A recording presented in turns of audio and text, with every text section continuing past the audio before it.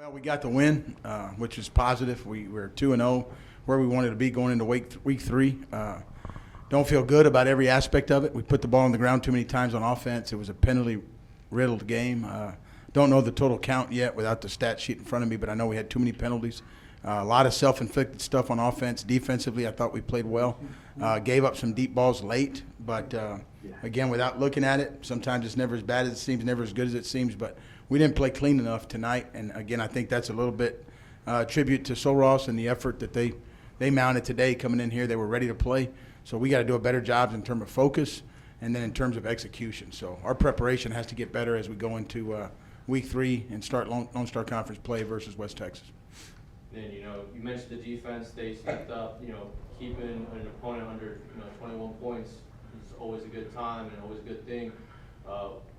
How much does that defense mean to you when they're able to go out and you can put your trust in them no matter what the situation is? I think they did a great job tonight. Again, late we gave up some balls with some other guys in the ball game. They have to step in. There can't be a drop-off. And then I just left off special teams. Special teams was big tonight. It didn't show because we didn't get the ball in the end zone on offense, but they gave us the ball in favorable field position every time we had it in the first half. I think we blocked 2 punts that resulted in safeties. And we had some big returns that put us in positions to score. Again, we just sputtered on offense and didn't execute at the level we need to in order to win some tough ball games. Okay, and then Christian, question for you.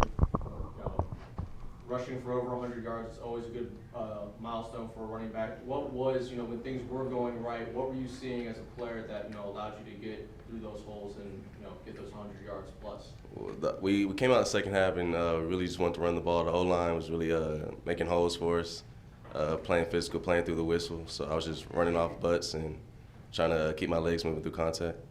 What's your thought process? You carried the ball almost over 15 times. That's a high amount for a running back, especially with how deep of a running back stable we have here at Texas A&M Kingsville. What does it mean to have the trust of the offensive coordinator, of head coach Salinas, and just the team to know that they can put the ball in your hands? Yeah, it's a good feeling. Anytime they call a run play, it's I kind of wear that badge of honor, knowing that they trust me in big games, in any game with the ball in my hands. So I just try to make them proud, make my teammates proud, and just run hard, play hard.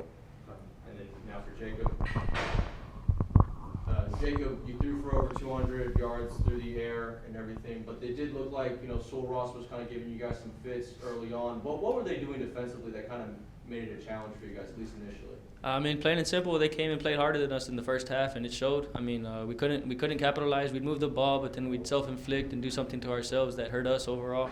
At the end of the day, we executed at a high level at certain times, but we weren't consistent, and that's what hurt us in the long run. Even throughout those self-inflicted wounds, you guys still come out with the win.